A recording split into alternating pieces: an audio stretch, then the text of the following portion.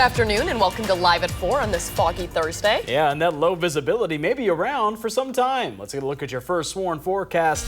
Blaze Keller is out on the patio. Let's see, can we see him? Are you out there, Blaze, in the fog? Yes, you guys are going to be able to see me, but you're not going to be able to see a whole lot out there as that dense fog is still sticking around, and that dense fog advisory, while it would have otherwise been allowed to expire at 3, it has now been extended to 9 o'clock. Essentially, all of Wisconsin is underneath a dense fog advisory. That's because we've had warmer air move on up northwards with our incoming low pressure system, and of course that more moist air is interacting with the cooler air overhead, and that's the reason why this fog is around. This is our live look from the Edgewater Sky Cam in downtown Madison.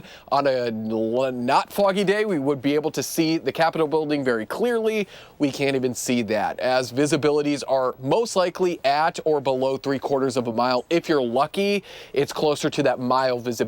So this fog is going to be sticking around not only through the rest of this evening, but into the overnight. Again, that advisory is allowed to expire at 9, but the fog really won't lift or thin on out until probably about 4, 5, 6 o'clock tomorrow morning, Friday, and then we'll replace the fog with rain as we go throughout your day on Friday. Staying cloudy and foggy tonight in those 30s. We should be at 15 degrees, so many of us will be about 20, if not approaching 30 degrees above average for tonight. We're going to track, though, some cooler air set to move on in for the start of the new year. That's coming up in just a few minutes.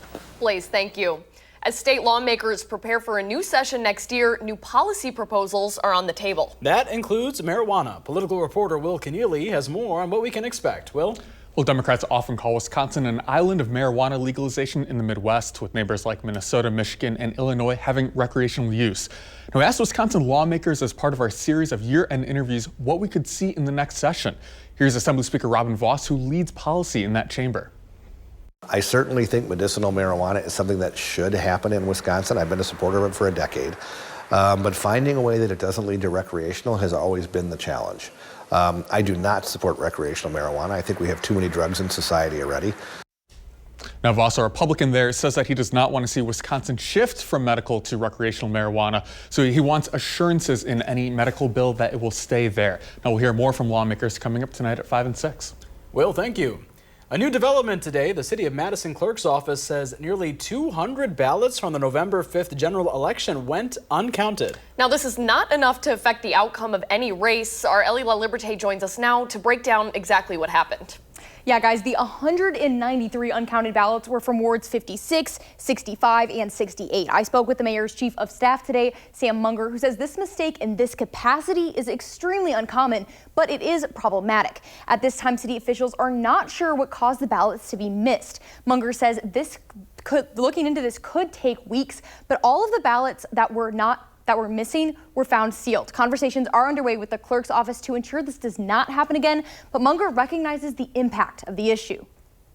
I do think, in terms of people's perception of the integrity of the election, something like this obviously can undermine people's confidence. And we know that, we're not naive about the national context. We know that folks have already expressed doubts about the confidence of elections. And so to have something like this happen that can potentially fuel that perception, even though, as I said, it wouldn't have actually changed any outcomes, it was a total mistake.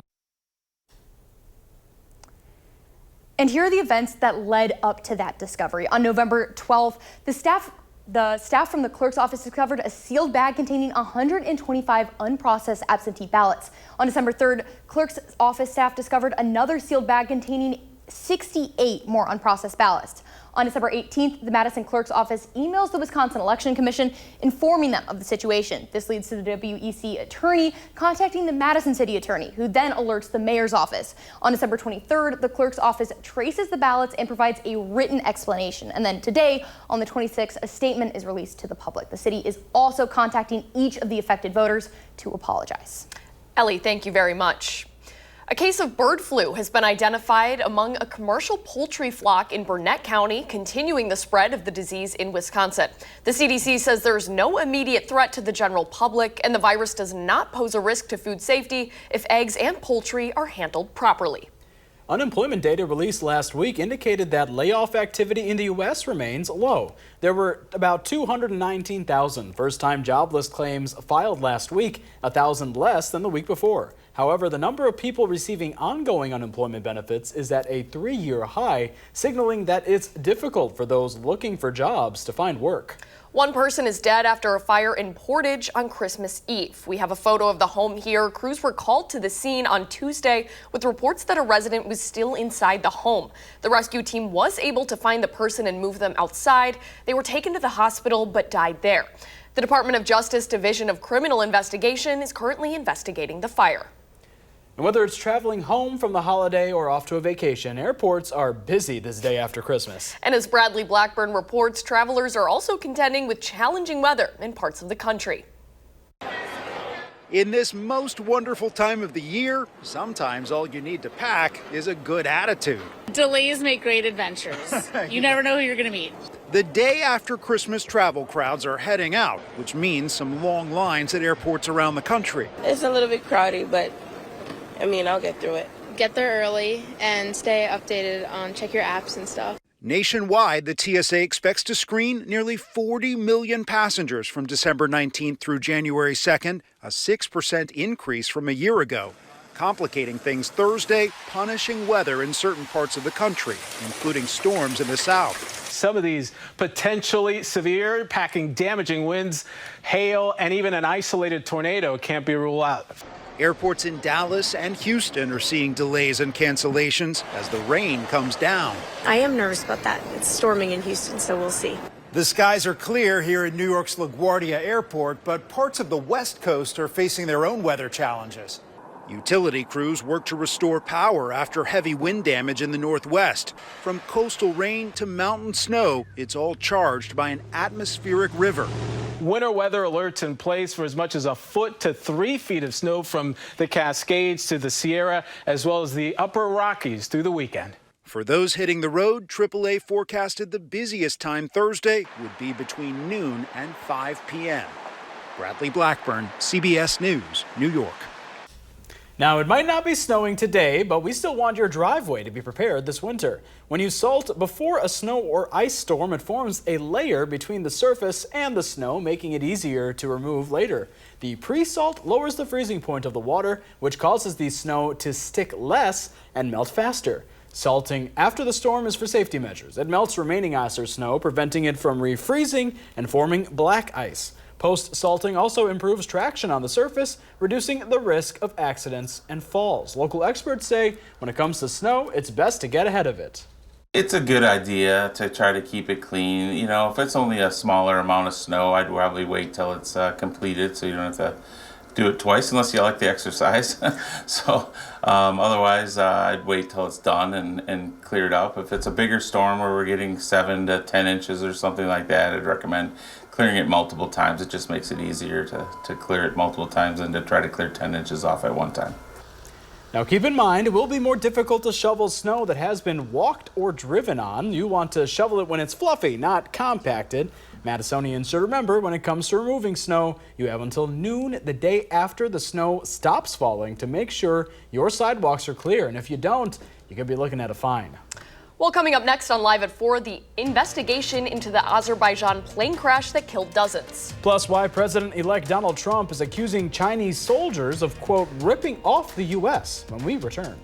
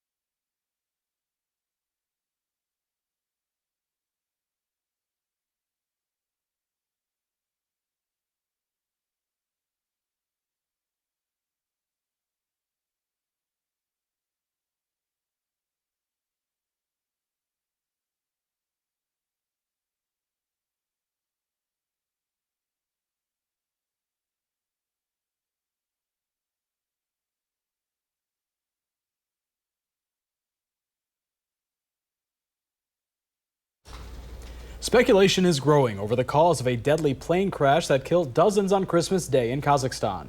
The flight was traveling from Azerbaijan to the Russian Republic Chechnya Wednesday before its crash landing in Kazakhstan. Azerbaijan Airlines and Russia's Federal Air Transport Agency said a collision with birds caused the crash, but the head of Ukraine's Center for Countering Disinformation disputes that claim, writing on social media that the plane was, quote, shot down by a Russian air defense system. Video and images of plane debris allow investigators to take a look at the damage. If it were a missile attack, that's what you would look for, is these small pieces of shrapnel that go through the control systems. And judging by the flight characteristics of the aircraft after this period of time that it tried to fly for 20 minutes, you can see it wasn't just an up and down thing, which you would see with a bird strike. But in this case, it went left, it went right, which would indicate to me that there was loss of flight control systems. Officials are asking people not to speculate until investigations are complete. President-elect Donald Trump has focused a lot of his recent rhetoric on international affairs, including in several social media posts on Christmas Day. Katrina Kaufman has more details from Washington, D.C. President-elect Donald Trump sent out several holiday greetings on social media Christmas Day, including these well wishes to the wonderful soldiers of China who are lovingly but illegally operating the Panama Canal. Panama's President Jose Raul Molino responded Thursday saying, "If you can find a single Chinese soldier in the canal, I personally will give President-elect Trump the right. But what he said on that subject is nonsense." China does not control the canal, but a subsidiary of a Hong Kong company does have a contract to manage 2 ports located at the canal's entrance. We're being ripped off at the Panama Canal. Trump claims U.S. ships are being unfairly charged for transiting the canal, which the U.S. built and ran for decades before turning it over to Panama in 1999. They haven't treated us fairly. If the principles, both moral and legal, of this magnanimous gesture of giving are not followed, then we will demand that the Panama Canal be returned to the United States of America. Wednesday, Trump named Miami-Dade County Commissioner Kevin Marino Cabrera as his pick to be ambassador to Panama. Cabrera could be tasked with negotiating a new deal for the use of the canal. But even just the threat of the U.S. seizing the canal sparked protests outside of the U.S. Embassy in Panama City on Christmas Eve, where demonstrators burned images of Trump. Katrina Kaufman, CBS News, Washington. Before winning election in Miami 2 years ago, Cabrera served as the Florida State Directors for Trump's 2020 campaign and as a member of the RNC Platform Committee. 5 journalists are dead after an overnight Israeli strike in Gaza hit a vehicle belonging to their Gaza-based television channel. The 5 were all sleeping when the vehicle was hit. The Israel Defense Forces say the individuals were military operatives posing as journalists. The U.S.-based Committee to Protect Journalists says at least 141 media workers have been killed in Gaza, the West Bank, Israel, and Lebanon since October 7th of last year. A new poll conducted by the Associated Press in early December shows many Americans are exhausted with political news. About 2/3 of Americans say they felt the need to limit media consumption about politics and government. Both Democrats and Republicans are feeling the need to step away, according to the poll. 7 in 10 Democrats say they're avoiding political news, and 6 in 10 Republicans say the same. But historically, ratings bounce back after the chaos of election season dies down. Let's turn now to get a look at your first morning forecast. Meteorologist Blaise Keller joins us. Hey, Blaise. And we are tracking some warm overnight temperatures and a warm end to our work week and start of our weekend. In fact, we may climb to nearly 50 degrees on Saturday.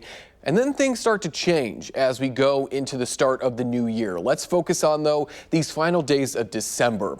We've got an exiting high pressure system being replaced by a low pressure system that's actually bringing severe weather threats to parts of the lower Mississippi River Valley. As this low continues to lift northwards throughout the day tomorrow, it's going to lose a lot of its instability. Even though we're not going to be as cold as where we should be for this time of year, Compared to the deep south, we are not only cooler, but more stable in terms of an air mass. So this low pressure system, we're going to lose that instability and just see scattered showers, especially into the evening and overnight Friday into Saturday. That low pressure system center essentially moving its way through western parts of Wisconsin. And I mention that because as it pulls its way northwards, it's not going to bring down that cooler air to parts of southern Wisconsin. It's going to keep that cooler air actually further to the north. So we're going to be back into those 40s as we go into not only your Sunday, but Monday as well. Both Sunday and Monday, we could also see the chance for maybe some light rain as another low pressure system, this one staying off to our south and east, moves its way also through the Midwest. In terms of rain, this is actually some good news. I wish this would have came a little bit earlier in the year, especially maybe more towards the late fall when the ground wasn't as cold. So this fresh batch of about a quarter to maybe an inch of rain would have soaked into the ground. But across a lot of Wisconsin, we're picking up a healthy amount of rain for this time of year. We're looking at about a quarter to a half an inch to maybe a half an inch to an inch of rain. It's all really going to be dependent on where these heavy rain showers kind of move their way throughout the evening hours on Friday overnight into the start of your Saturday. But the good news is, as this low pressure system moves on through, it's going to take away that fog with it as well. But our eyes are also focused on New Year's Eve into the start of the new year. That's when another system is going to be moving through the Midwest. This is the one that we're going to be watching carefully because if it moves even slightly further to the north or further to the south, it's really going to change what we see here across southern Wisconsin. Right now, though, the latest model runs from the European model and even the GFS are keeping this on the southern side of southern Wisconsin. So that means that we'll be dealing with some cooler air, but it's just staying slightly too far south for us to get even really accumulating, if not even heavy snow. We'd actually want it slightly further north, so a lot of that moisture moves northwards, interacts with the cooler air overhead, and then falls as snow. Right now, that cooler air that the moisture would interact with is kind of along the state line, further into northern Illinois. So that's the reason why, at least for now, it's looking like we're going to maybe just cool down slightly, but not see any of that snow. But behind that low pressure system, some cooler air arrives as we go into the start of the new year. We'll touch on that here later on in this hour. But we're looking at the 40s tomorrow for your Friday, low to mid 40s. But the warmest air arrives as we go into Saturday. We'll dry out a little bit, and that maybe allows us to warm into those upper 40s to low 50s. We'll stay in the 40s through Monday. And then as we go into New Year's Eve and New Year's, we're back into the 30s, then the 20s. And starting Wednesday through that following weekend, we'll stay in those mid to upper 20s. All right, Blaze, thank you. Singer Beyonce wowed in a 13-minute halftime show that streamed on Netflix as part of yesterday's NFL game between the Ravens and Texans. Run to the left. It's a real life boogie and a real life hold down. Don't be a come take it to the floor now. Such a good song. The stars sang a medley of hits, including Texas Hold'em, like you heard, from her album Cowboy Carter. It was the first time she performed the songs in front of a live audience. Daughter Blue Ivy joined Beyonce on the field, who also performed duets with Shaboozey and Post Malone. Fans say they loved the show. Who else is going to do halftime? I mean, I think she should do Super Bowl again, too, but hey, that's just me. I feel that, too. Cowboy Carter earned Beyonce 11 Grammy nominations. Well, coming up on Live at 4, California becomes the first state to enact mandatory textile recycling laws. What it means for the clothing stores you shop at this holiday season when we come back.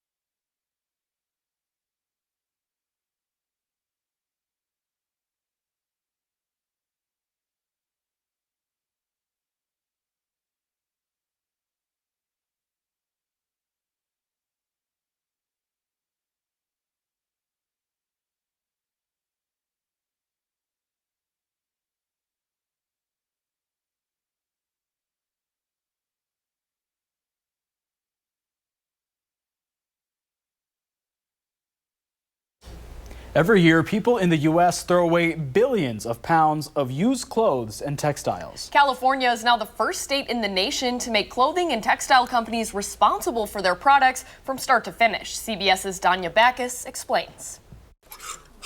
One looks good. At Project Rewear in Thousand Oaks, California, Linda Young and Kimberly Lau have made it their mission to reduce textile waste by giving pre-used kids' clothes a second chance. It's just about having kids and always worrying about their future and other kids and future generations. And honestly, if we don't think about it today, tomorrow is going to be a problem. A problem California is trying to do without. Textiles are currently the fastest growing component of California's waste stream. The amount of pollution that we could reduce by just wearing a garment even a month longer, right? Or swapping it. Most of the labor and cost of managing textile waste falls on thrift stores, charities, and local governments. California is now making sure textile and clothing producers are doing their part.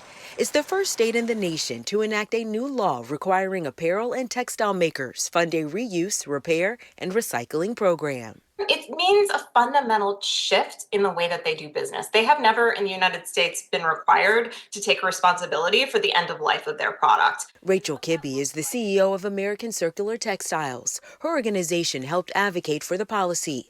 Clothing and textile companies could be required to provide drop-off or collection systems for used garments. What I would like to see out of bills like this is a huge network of resale and thrifting and repair pop up. It should be the norm that you walk into any store and a lot of the clothing could be resold. We're always trying to find ways to reduce everything. Kimberly and Linda see the law as in line with their work to decrease the amount of clothes going to landfills. It means that there's responsibility from the start of when something's produced all the way to the end. Accountability they believe will make a difference. Danya Backus, CBS News, Thousand Oaks, California. The law is expected to be fully enacted in 2030. Coming up next on Live at 4, the day after Christmas means gift returns. What you need to know as you send back your items when we return.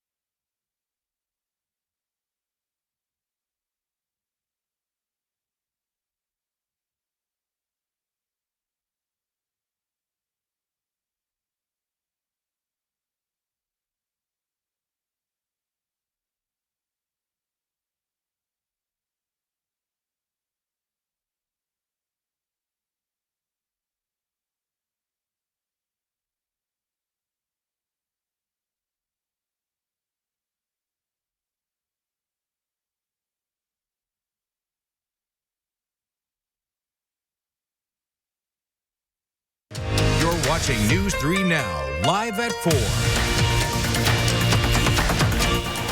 Ooh, spooky. What are we even looking at? I know, you can't tell. It's so foggy. I think those are cars. I think. It looks like a dystopian movie. It is, yeah. Setting of a horror novel. Well, the weather words are rain and 50s by the weekend. Can we see you out there, Blaze? Oh, yes, you're shining bright. He's clear. He's clear out there. Yeah, I think the novel you're thinking of, Armand, is Stephen King's The Mist, because it has been foggy all day today. You know, this happens when warm, moist air moves over an area that has been colder, and we have been that colder area with the snow falling last Thursday. It really kept our temperatures on the cooler side, and now we got that warmer air moving on in. That's why our dense fog advisory is, or has been extended rather, through 9 p.m. Tonight, and most likely that fog is going to stick around into the early morning hours on Friday, but hopefully it won't be as dense. We're taking a live look there at Dodgeville.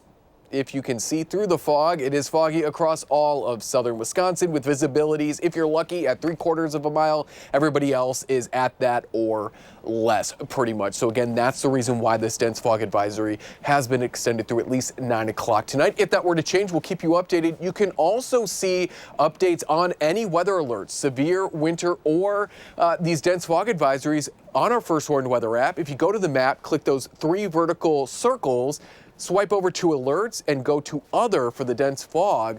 You can turn that on and you can get updates that way as well. Our overnight lows tonight anywhere between 25 to about 30 degrees warmer than average. We should dip to about 15, but we're going to dip only into those upper 30s to low 40s, staying above freezing with the fog and rain sticking around. We are going to track, though, a change in our weather pattern coming up in the full forecast. Blaze, thank you. The holiday shopping season isn't quite over. Today is Boxing Day, where many stores have post-Christmas sales. The National Retail Federation considers November 1st to December 31st the holiday season. According to NRF, 71% of consumers plan to shop the week following Christmas. 26% of shoppers are expected to use gift cards, and 16% are expected to return or exchange a gift. UW professor on consumer science says it's important to be mindful of return policies and gift cards. They also realize that with gift cards, which is, again, a heavy expenditure during the holidays, there's a decent number of those that'll never get used. So oftentimes we talk to consumers about being mindful if you have gotten a gift card, the best time to use it is usually pretty quickly when it's top of mind, because it's really easy for those to get forgotten. Holiday sales are expected to increase by roughly 3% from last year. That's a trend Hilldale Mall staff have seen firsthand. We had lines at 10 a.m. right when we opened. We had lines at Lush, Lululemon, Apple. I think everybody was just ready to get out with their families and get some more shopping in. According to the NRF, the top gift spot this year are clothing and accessories, followed by toys. Coming in third, gift cards. 2 teenagers are dead after a shooting in Milwaukee on Christmas Day. Security cameras captured a suspect leaning out the passenger side of a moving car at 11:30 a.m. Wednesday and firing shots, followed by the windows of a nearby car shattering. Neighbors saw someone in a hoodie run away from the scene. Those are kids. You know, I just talked to both of their parents and consoled them on Christmas, and that's the hard part, that they're children. Milwaukee police said a 15-year-old died at the scene and an 18-year-old later at the hospital. Madison police are also investigating after multiple people reported gunshots Wednesday on Trails Way just across from Warner Park. But police found that the 4 gunshots people heard were actually kids in the area playing with firecrackers. Callers reported a vehicle leaving the area quickly while playing loud music, but officers say it was not related. Madison police say they responded to an accident where a man had crashed his car into a bus station. It happened at the intersection of Wright and Anderson Streets around 9:30 Monday night. The 56-year-old was taken to a nearby hospital and was processed for operating while intoxicated. The numbers were steady on Wall Street today. The Dow Industrial gained 28 points, while the Nasdaq lost 10 and the S&P 500 was off just 2. And in what you could call a Christmas miracle, a baby deer was rescued by first responders after falling through ice in Waterford, Wisconsin. The fawn was one of 7 deer traveling across the frozen river when the ice cracked. The 6 other deer were able to free themselves. The Tishigan Fire Department then came to rescue the baby, roping it and pulling it out of the water. Well, no one matched the 6 balls needed to win the Mega Millions jackpot Christmas Eve. So tomorrow night's jackpot is a gargantuan $1.15 billion. The largest Mega Millions jackpot ever was won in August by a Florida player. That was $1.6 billion. Only 3 Mega Millions jackpots have been won this year, the fewest in any year since the game started. The odds of winning the jackpot are 1 in 303 million. But what happens if you do win? In Wisconsin, you have 180 days to claim that ticket. The first thing we always recommend that people do is sign the back of the ticket. So if you win on Friday, you want to sign that ticket. That makes it your ticket. Again, the $1.15 billion drawing will take place on Friday. Oof, what would you do if you won that? Don't people like go into hiding? Oh, is that what you think? Is that what happens when you win the lottery? You like go into hiding? Like you don't want people to know because then they'll like rob you? Well, yeah, you stay low key about it. Was that a dark answer? I don't know. What would you do? I was going to say travel. Yeah, go on a vacation, but okay, or go into hiding. I guess you could do that too. Maybe I want to do that too. Coming up on Live at 4, we take a look back at 2024 in the world of entertainment. The highest grossing movies, most streamed artists, and more when we come back.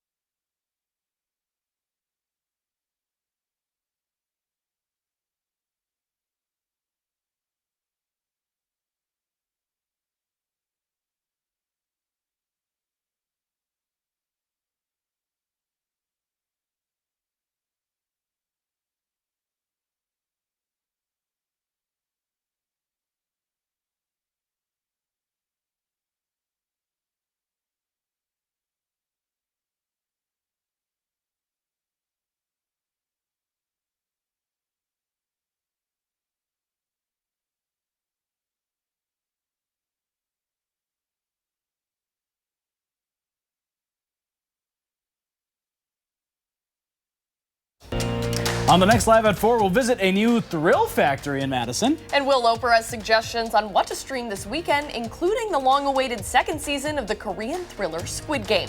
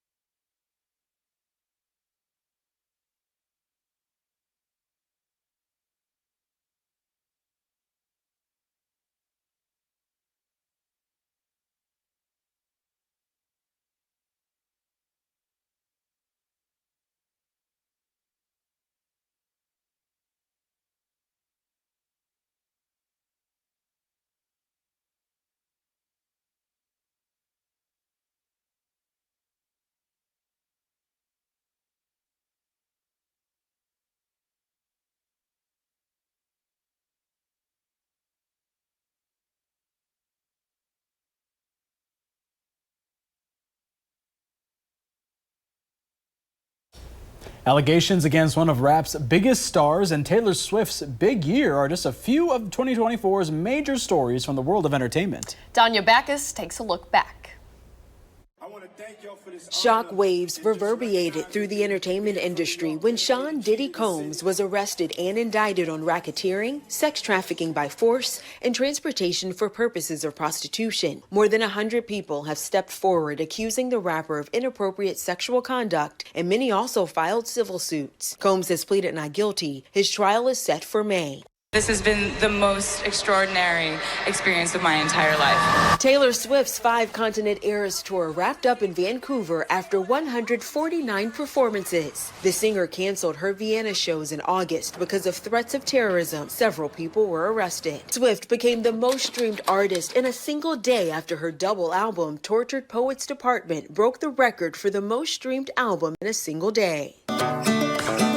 This ain't Texas. Beyoncé went country. The Grammy Award winner released her Cowboy Carter album in March. The Golden Globes kicked off award season in January. Poor Things won for Best Musical or Comedy Motion Picture.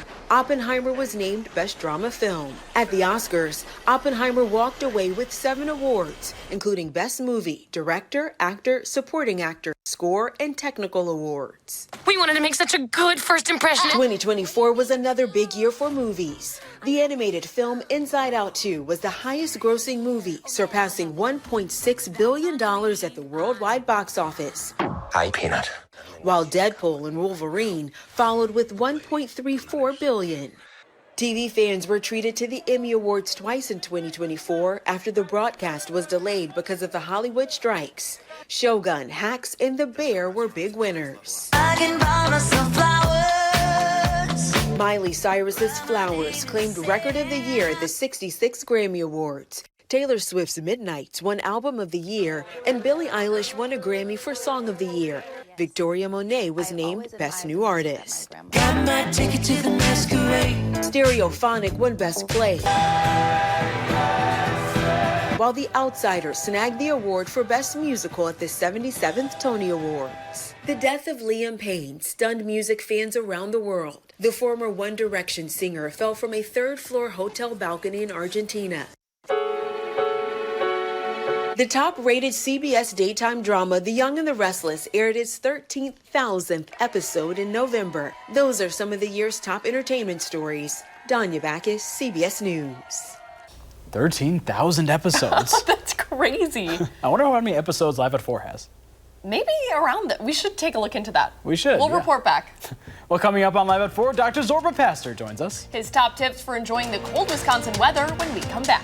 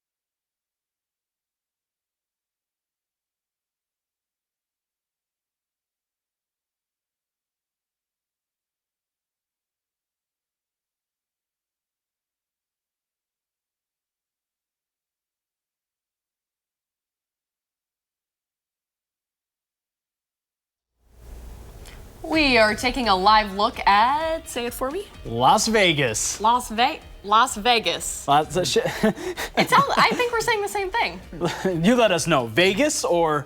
Vegas. Same thing. It's 57 degrees there. Looks nice.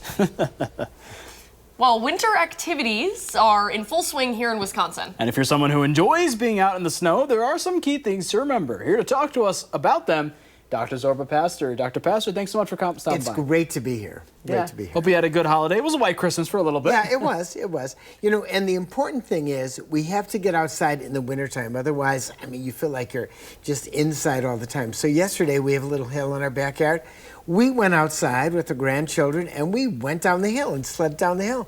So it's very important to think about what you can do in the wintertime. So what do you guys like to do in the wintertime? I like to run in the cold when I go on run. We argue about this because he likes to run when it's like 90 degrees, and I like to run when it's like 30 degrees. So, you know, this brings up a good point. There are things called yak tracks and other things that you put on the bottom of your shoes during icy weather when you can walk, and it actually gives you a tremendous grip and your ability to do it. You have to be very careful when you go inside because if you're on tile, you'll slip, but when you're outside, it's important. And I want to talk about walking and keeping from falling. So in the U.S., there are 10,000 murders a year, 20,000 known suicides, and 40,000 people die of falls. So making sure you don't fall is really important. And Wisconsin is #1 in falls in seniors. And if you fall over the age of 65, 25% chance you will be dead within a year. So keeping from falling, use the yak tracks. I want to mention that. Yes. The other thing is getting outside in the weather makes you feel good. You've got a layer. So a good bunch of layers, tights and other things. You know, the old-fashioned long underwear that I had as a kid, which was cotton, was bulky and it didn't do very good. There's really good fabrics now that basically can make you really feel warm when you're outside. And I never thought about this, but you need sunscreen in the winter? Right, you need sunscreen. You do. Now, maybe not today. I mean, come on, today is really, but you do need sunscreen in the winter, and I know you put on your sunscreen every day. I was bragging about that right during the commercial break. I was like, exactly it. I use sunscreen every day. Put it on in the morning. That makes a big difference because you will not have wrinkles or nearly as many wrinkles when you're older. And sunscreen is really very important for that. And you know, making sure that you actually get outside, snowshoe, walking, running, anything you do outside is going to keep you from having the winter blues because the blues occur especially after the holidays. I mean, I know neither of you got that Porsche that you were hoping to get under the tree. No, did not get that. The Ferrari didn't have it. But sometimes there is a letdown at the end of the holidays. Not unusual at all. And if it's a serious letdown, talk to your doctor, talk to your healthcare provider because there's help out there. And how can you deal with kind of the blues, those sad feelings before talking to a doctor if you're just kind of feeling that way? How do you cope? I think the first thing to do is recognizing you're not feeling really good and then look at your family. I mean, there's the family that you make and the family that you have by blood. Talk to your good friend and say, hey, what do you think is going on? Just talking that can really make a big difference. But talking to somebody who you trust, bouncing that off of them, an idea, they may give you an idea of whether or not it's serious or not serious. And it starts with a friend talking to them and saying, you know, I just don't feel exactly right. It's the middle of winter and, you know, life has its ups and downs. Sometimes it's up, sometimes it's down. Definitely. And actually, going back outside, you know, you mentioned the yak tracks, but even underneath the shoes, what kind of socks did you put on? Well, that's it. Wool socks are really good. There's something called smart wool. Now, regular wool is itchy because the fiber in regular wool is like, almost looks, you know, kind of in and out and in and out. Smart wool is a way where they made the fiber straight, and wool is an incredibly warm fabric. So sometimes you have to spend a little more money to get really good socks, but if you spend $10 or $15, you may get socks that really keep you warm, and then you can get outside. And then sometimes wearing those, putting in those little heat warmers in the end of your boot can make a difference too. Once again, Wisconsin is beautiful in the wintertime.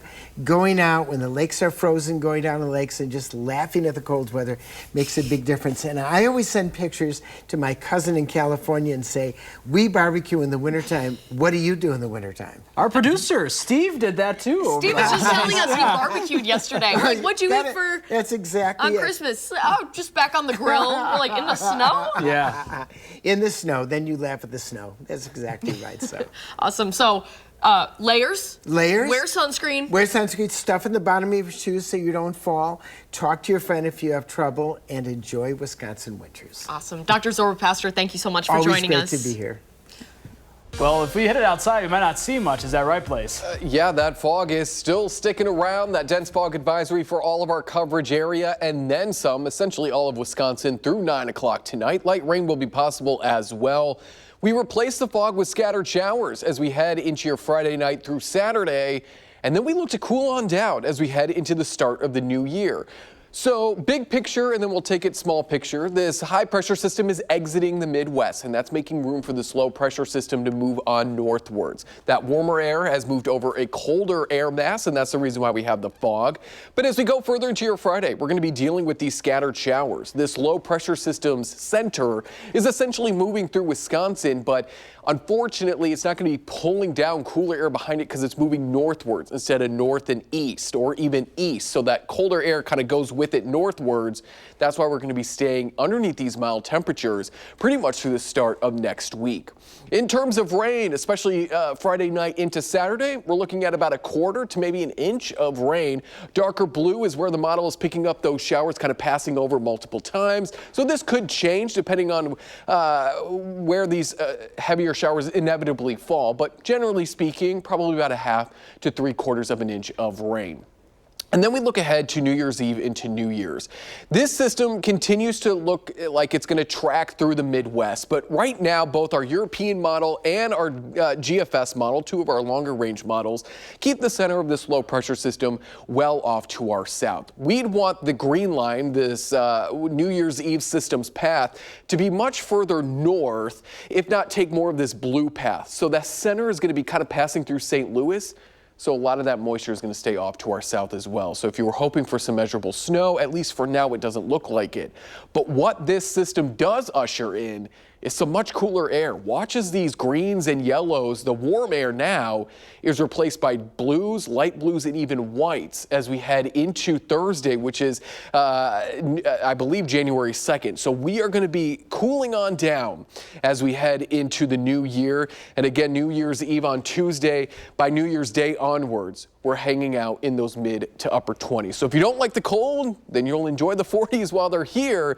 They stick around through at least Monday. Rain showers replace the fog tomorrow, especially overnight into Saturday. The rain kind of wraps up throughout the morning hours on Saturday, leaving us with maybe some sunshine, but probably staying more mostly cloudy both Saturday and Sunday. We see that rain chance return Monday night. That's that system moving on through New Year's Eve. And then we look to remain cool with some flurry chances New Year's Day, Thursday, and then that following Sunday.